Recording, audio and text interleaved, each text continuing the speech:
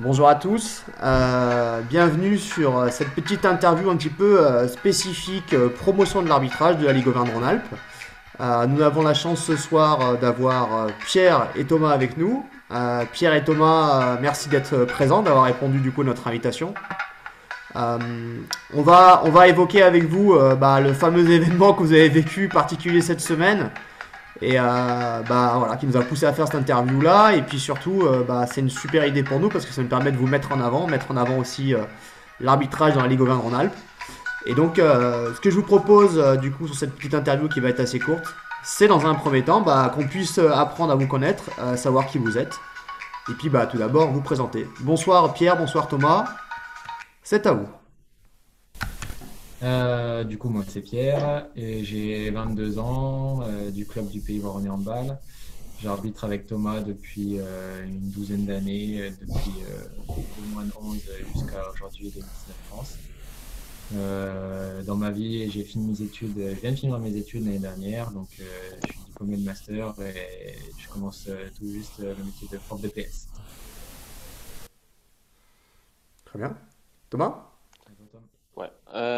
Du coup, moi, c'est Thomas. Donc, j'ai 23 ans. Alors, dans ma vie pro, du coup, je travaille pour la mairie de Fontaine, qui est à côté, une petite ville à côté de Grenoble. Et sinon, donc, je suis licencié au Pays Voronezh Handball, club dont je suis le président, d'autant plus. Donc, voilà. Et puis, on arbitre avec Pierre, voilà, depuis maintenant une bonne dizaine d'années. Je pense que lui, comme moi, on n'a plus exactement les années, mais donc, voilà. Toujours une partie de plaisir. Ça marche.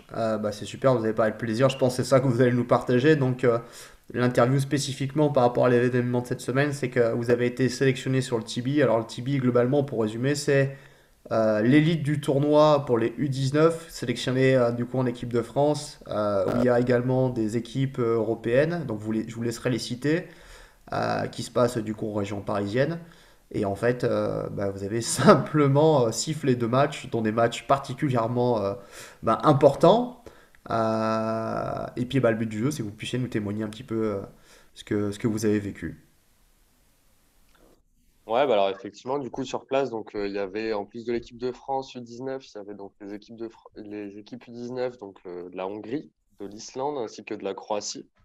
Donc nous, sur ces 3 jours, on a donc sifflé deux matchs. Le match d'ouverture qui était donc Croatie-Hongrie, ainsi que du coup le dernier match qui était un peu la finale, entre guillemets, c'était donc Croatie-France, qui opposait donc les deux premiers du classement. Après, je vais laisser Pierre, voilà, en dire un peu plus aussi sur ce qu'il a ressenti. Ouais, premier match en arrivant donc jeudi sur la compétition. Hongrie-Croatie, un niveau de jeu qu'on connaissait pas, un contexte international qu'on connaissait pas non plus. Très intéressant. Voilà, la découverte de ce que c'est qu'un protocole avec des hymnes nationaux, avec voilà, des, des problématiques de communication, enfin d'autres choses à faire. C'était une découverte, quoi. C'était super intéressant. Et puis après, on a pu regarder avec moins de pression le milieu de la compétition parce qu'on n'arbitrait pas le deuxième jour. Et ça nous a permis de préparer tranquillement le dernier match qui s'est révélé être du coup le plus important puisque la Croatie avec 2 victoires et la France avec 2 victoires, ça nous a fait une belle finale pour clôturer ce tournoi. C'est vrai que c'est une super expérience. On a travaillé avec un à même deux formateurs qui étaient vraiment des super formateurs de la fédération, alors qu'on n'était que 3 binômes. Donc l'encadrement, il est. Ah, tu peux dire les noms, hein. Ça va pas les, ça les fera pas rougir. On travaillait avec Alain de Certaines, qui est responsable de notre groupe, qui a été là autant qu'il pouvait, et puis avec Jérôme Briouat, pareil, cadre fédéral qui nous suivait du coup sur toute la compétition. Donc c'est vraiment un accompagnement qui est très intéressant avec un niveau d'analyse vidéo et voilà tout ce qu'on peut mettre en place autour d'une compétition qui nous permet d'être vraiment à l'aise et d'être vraiment bien quoi. Très bien. Puis en plus, on a eu la chance aussi d'avoir la présence d'Olivier Buy, qui a été donc le président de la Commission nationale d'arbitrage, qui a été là notamment, il me semble, sur les 2 derniers jours sur les matchs. Donc, il nous a aussi apporté, alors voilà, un peu plus personnellement, mais un ou deux conseils. Donc, c'est toujours bon à prendre, surtout d'un ancien arbitre, mais avec une telle expérience. C'est toujours Mm. super enrichissant. C'est clair. Si vous avez les vous avez parlé un peu des émotions ressenties, vos premières fois, alors, comme toutes émotions d'une première fois, j'ai envie de dire. Mais qu'est-ce que vous retenez? Si vous avez des mots à retenir et si vous avez des moments à retenir attachés à ces mots-là. Euh, Bah voilà, Pierre, on a pu échanger entre les deux matchs d'une chose que tu attendais un petit peu. Est-ce que tu peux en parler? Ce que tu as ressenti? Peut-être Thomas d'autres choses? Peut-être aussi des moments particuliers du match, le début, la fin, je sais pas. Ouais, bah, sur cette compétition, tous les binômes, la politique du staff était de dire que tous les binômes sifflaient une fois la France. Donc, on avait pu voir ce que c'était que les matchs de la France au Tibi, mais sans les arbitrer jusqu'au dernier jour. Et c'est vrai que quand on a succès à la grande finale, il y a quand même un moment qu'on attend sans vraiment vouloir se l'avouer, c'est la Marseillaise, quoi, parce que c'est particulier, c'est une compétition entre guillemets amicale, donc on peut siffler notre propre nation, mais on est quand même tenu bien évidemment d'être complètement neutre et complètement impartial. Mais bon, quand c'est samedi soir à 20h15, l'hymne de la France voilà, qui a mis 200 personnes dans la salle, c'est sûr que voilà, ça fait il y a quelque chose quoi. On peut pas rester indifférent. C'est des super expériences vraiment à vivre. C'est enrichissant quoi. Il y a Hmm. vraiment une super ambiance et à la fois on peut travailler et à la fois on a des conditions donc vraiment on se fait plaisir. Vous avez été habitué à siffler un peu les équipes qui sont un peu de votre camp. Moi, j'ai un souvenir d'une finale interligue garçon où globalement vous avez dû siffler votre propre ligue parce qu'à la fin vous étiez les numéro un et que finalement, bah, il y avait pas photo avec les binômes de l'époque et que du coup vous aviez dû siffler à l'époque c'était la Ligue Dauphiné Savoie si je me trompe pas encore et bah en fait vous aviez déjà vécu ça en fait. Bon, Ouais, alors, après, vas-y, hmm. vas-y Thomas. Ouais, c'est sûr qu'après, là, ce qui fait encore, enfin, comment dire, c'est vrai qu'on change encore de palier, entre guillemets, c'est vrai, même entre les interligues et les équipes de France, carrément. C'est vrai que c'est encore quelque chose, waouh, quoi. On a vraiment, je pense que lui comme moi, on en a pris plein aussi les yeux, voilà, en voyant, voilà, en écoutant ne serait-ce que la Marseillaise, voilà, sur ce dernier jour, où, à mon avis, pour en avoir échangé un petit peu, on a eu tous les deux les frissons, etc. Mais par contre, c'est vrai qu'il faut rester voilà, toujours dans focus, quoi. Focus sur le match qui va arriver par la suite. Et puis, gérer cet avant-match ensemble, voilà, avec beaucoup de solidarité. Et puis sur le match, eh ben, l'important, voilà, c'était vraiment de se régaler, de prendre beaucoup de plaisir, d'être fier d'être là. Mais voilà, vraiment un gros plaisir pendant ce match-là. Et c'est un petit peu ce qu'on s'était dit, nous, avant, en tout cas. C'était, voilà, on essaie de kiffer au maximum. Et je pense que c'est ce qu'on a fait. C'est cool. On a vu globalement que sur le TB tout était agencé et prêt pour les joueurs pour basculer sur du très très haut niveau. Les médias du site, la com, les lives, enfin la totale quoi. Donc vous étiez complètement immergé dans ce monde-là, donc j'imagine que vous forcément ça vous a impacté, vous êtes retrouvé un peu là-dedans. Comme tu l'as dit, hein, vous en avez pris plein les yeux. Euh, Quand on a touché à ça là une première fois, on a envie d'y retourner, je suppose. Ça, Ouais, c'est clair. Ça, c'est ouais, clair. C'est pas la fin. faut mesurer aussi la chance qu'on a. Aujourd'hui, la fédération nous fait confiance pour ce type de match. C'était notre première expérience internationale. C'est pas forcément une habitude de mettre des pairs qui n'ont pas d'expérience internationale directement sur le public. On a fait ce qu'on a pu pour être à la hauteur de l'événement et les collègues qui étaient avec nous de la même manière. Donc c'est sûr que tu as fait une fois Tibi, tu as envie d'y retourner quoi. Enfin, si c'est pas le Tibi, bah, pourquoi pas essayer de faire autre chose. Quand tu as ce niveau de jeu international, c'est vraiment c'est un cadre de travail qui est super. C'est aussi quelque part un peu une reconnaissance. Enfin, tu siffles. C'est sûr on n'était pas. Ce week-end, il y avait la Golden League. Bon, bah, le TB, c'était pas la Golden League. Hein. Mais, euh, mais voilà, c'était France-Croatie. Quoi. Il y a une histoire, il y a quelque chose. Enfin, je veux dire, tout handballeur ne peut pas être indifférent à un France-Croatie. Quoi. Ouais, tout à fait. On en discutait la dernière fois, c'était marrant parce que la dernière fois que je vous avez vu siffler, c'était sur un match de PNFI à Bron, où là, je sentais la démotivation, même si, comme je l'avais dit, bah, vous étiez au-dessus du niveau attendu sur ce niveau de jeu, mais par rapport à ce que je connaissais de vous, je sentais pas la dépression, mais c'était dur, quoi. C'était dur pour vous, ça vous demandait beaucoup d'énergie pour être présent. Là, forcément, quand on bascule ce niveau-là, c'est difficile de redescendre. Alors, je vais pas dire que c'était difficile de mettre les pieds sur terre, hein. J'ai pas ce que j'ai dit. J'ai dit que, bah, en fait, on a envie, comme vous l'avez évoqué, d'y retourner le plus souvent possible. Et surtout, bah, vous avez dit, hein, vous l'avez kiffé, quoi. Vous l'avez kiffé ce moment parce que c'est le premier, mais c'est pas parce que c'est le premier qu'il faut pas se dire qu'on n'y retournera pas. Et c'est pas parce que c'est le premier qu'il faut pas aussi en profiter. Et sans trop se mettre la pression. C'est quand même un équilibre qui est pas forcément facile. Ouais, ouais, non, tout à fait. C'est un équilibre à trouver entre voilà, prendre du plaisir, mais aussi à un moment bah, se mettre voilà, des objectifs. Hein. Les objectifs, de se mettre de la rigueur dans son arbitrage, dans son travail, dans la côté arbitrage également. Et, euh, et c'est à nous de faire, entre guillemets, les efforts, puisque on a tous les deux envie d'y retourner et de Oui. retourner sur des compétitions comme celle-là. Et c'est à nous de travailler bah, voilà, tous les week-ends au contact hein, des équipes. Voilà. Alors, en ce moment, on est plutôt sur la nationale 1 masculine, un petit peu des deux filles également prochainement. Et donc, c'est à nous voilà, de faire les efforts, de travailler pour que bah, on puisse y retourner entre guillemets, le plus rapidement possible si on en a les capacités.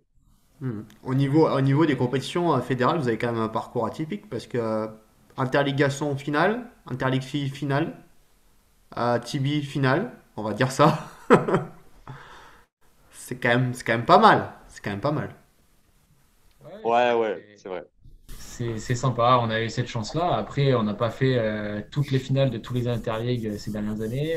C'est la première fois qu'on va au Tibi, que ce soit chez les filles et les garçons. On n'a pas fait parce qu'on n'avait pas forcément de disponibilité dans nos études des interpôles non plus. Voilà, après, je pense que s'il y avait, je suis pas sûr qu'il y ait actuellement un arbitre de moins de 30 ans au niveau élite qui ait fait un parcours nickel parfait avec toutes les finales de toutes les compétitions dans l'ordre. Chacun a son parcours et puis faut savoir travailler à chaque match. Et puis même si la semaine prochaine on va faire de la PNFI à Bron, bah, il faudra qu'on soit capable qu'on réponde présent à la désignation et quel que soit le match, même si des fois on a plus envie d'y aller ou des fois bah, c'est un week-end où on a moins envie d'y aller, bah, il faut être capable voilà, quoi, de chercher son plaisir partout parce que si on commence à subir le truc, c'est qu'on n'y a plus de plaisir, quoi. Mm. Vous avez d'autres personnes qui ont eu des sacrés parcours. Alors ça, j'étais responsable de sélection, c'est pour ça que je peux en parler. Mais le binôme Carmo-Murch avait remplacé un binôme, je me rappelle à l'époque, qui avait été absent. Et ils avaient fait le premier tour avec nous. À l'époque, c'était en deux tours les interligues. Il y avait un tour, on va dire, plutôt de type secteur, régional. Et puis il y avait un tour qui basculait jusqu'à Paris. Et en fait, eux, ils étaient plus jeunes que les autres. Ils avaient fini premier et ils avaient arbitré la finale. Moi, c'est le seul exemple que j'ai en tête chez les jeunes où bon, on n'avait jamais vu ça en fait. Et après, sur les autres binômes, bah, je suis complètement d'accord avec vous, ce que vous avez dit, parce que déjà, je pense qu'il y a vraiment une belle concurrence, mais c'est plutôt une émulation, je pense, qu'une concurrence réellement. Ouais, il faut le voir comme ça parce que dire que des fois tu fais la finale, mais il faut pas commencer à se dire ouais, j'ai fait la finale, je suis le numéro un. Déjà, là, sur le Tipeee, les désignations, elles étaient faites le premier jour. Donc, on n'est pas dans le secret des dieux. Si les organisateurs attendaient que la finale, ça se jouerait un autre jour, eh ben, c'est que la finale n'était pas pour nous. Pas non plus voir plus beau que ce qu'on est. Et puis, voilà, tout le monde travaille et l'important, c'est qu'à la fin, il y ait une bonne ambiance entre les trois binômes qui étaient au TB et que chacun a pu progresser. Et, et si on est les meilleurs, bah, c'est bien, mais si tout le monde a progressé, l'arbitrage français s'en porte mieux, quoi. Mm. C'est un petit peu ce qui ressort en plus de enfin de ce tournoi-là, effectivement. Hein. C'est que entre nos trois binômes, puisque du coup on était trois présents, ça s'est super bien passé dans l'ambiance, dans l'entente, et puis on en ressort tous avec une vraie progression, quoi. Donc c'est outre les différents matchs arbitrés, finalement c'est le plus important, et puis que nous aussi on crée une cohésion dans ce groupe d'arbitres, donc ce groupe aspirant, où on est cinq binômes, bah voilà, qu'on partage tous des moments ensemble sur des tournois comme ça, c'est aussi ça qui est vraiment sympa. Hmm. Vous avez parlé de reconnaissance. Nous, par cette interview-là et puis bah, par votre présence et votre parcours aussi, bah, nous, on souhaitait aussi vraiment vous mettre en avant parce que vous êtes globalement quand même nos représentants de ligue. Alors, si on va plus loin, c'est quand même les Gasmi et Gasmi qui sont quand même issus de la région. Alors, par contre, ils ont un parcours particulier, c'est qu'ils sont un petit peu construits tout seuls. Ils ont été accompagnés par des personnes qui ont pris des initiatives et qui n'étaient pas forcément systématiquement de la ligue ou du comité. Vous avez été accompagné par des gens de club, par les gens quand même du comité, par les gens de la ligue, repris derrière et basculé. Voilà. Finalement, vous êtes un peu les premiers qui ont mis un petit peu un pied dans le réseau, le parcours de formation. Alors, si comme ça, vous avez des noms à citer en tête, alors vous avez cité le nom de Jérôme et Alain par rapport au dernier, voilà. Moi, je pensais plus aux bénévoles qui vous ont accompagné, que ce soit du début, du coup, bah, jusqu'à la transition. Est-ce que vous avez des petits noms en tête qui vous ressortent, qui vous ont, des personnes qui vous ont aidé? Ce serait important aussi de les mettre en avant.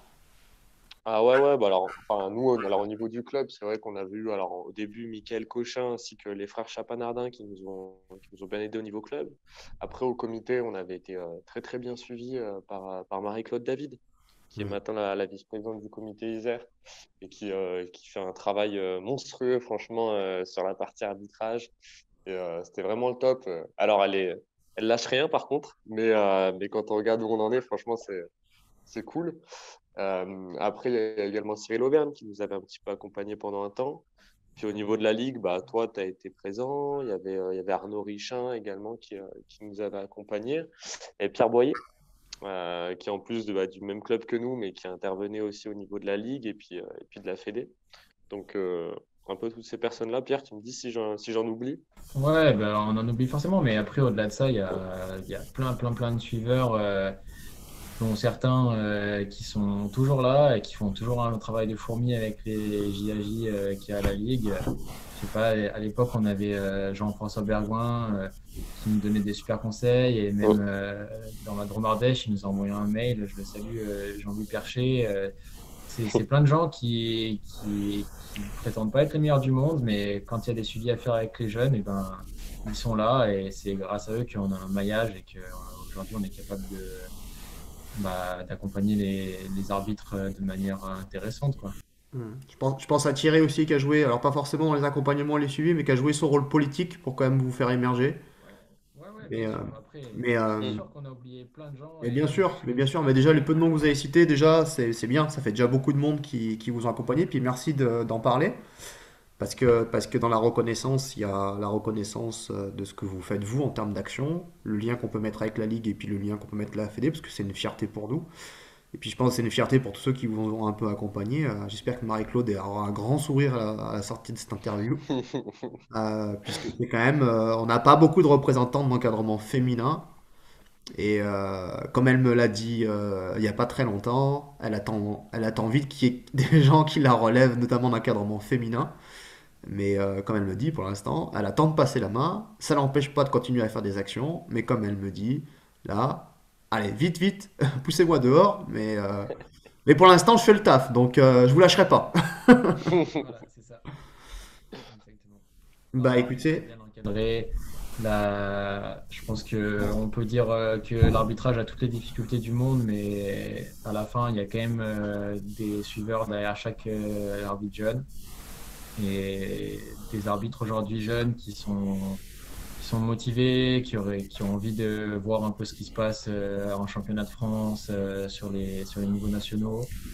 Il faut y aller, quoi, parce que, il y a de l'accompagnement, il y a des conseils à prendre dans tous les départements et chez tous les juges accompagnateurs. Donc, voilà, quoi. je pense aux écoles d'arbitrage, hein. Je pense à toi, Pierre, qui est purement intervenant d'école d'arbitrage, du coup, sur Pays Voironnais. Thomas, qui a une place encore plus particulière en tant que président. Lourd d'être président à 23 ans d'une des plus grosses structures d'Auvergne-Rhône-Alpes, même si on sait que tu es accompagné et que il y a que la famille est pas loin. Mais, Ouais, ouais, ouais. mais Un c'est bel accompagnement, mais oui. c'est quand même énorme. Merci pour tout ça. Si on avait un petit mot à dire, alors Pierre, tu as commencé à le faire. Si on avait des petits mots à dire, du coup, en direction des jeunes qui voudraient, ben, j'ai envie de dire, emprunter ce début de chemin, est-ce qu'il y a des maîtres mots pour vous qui sont importants?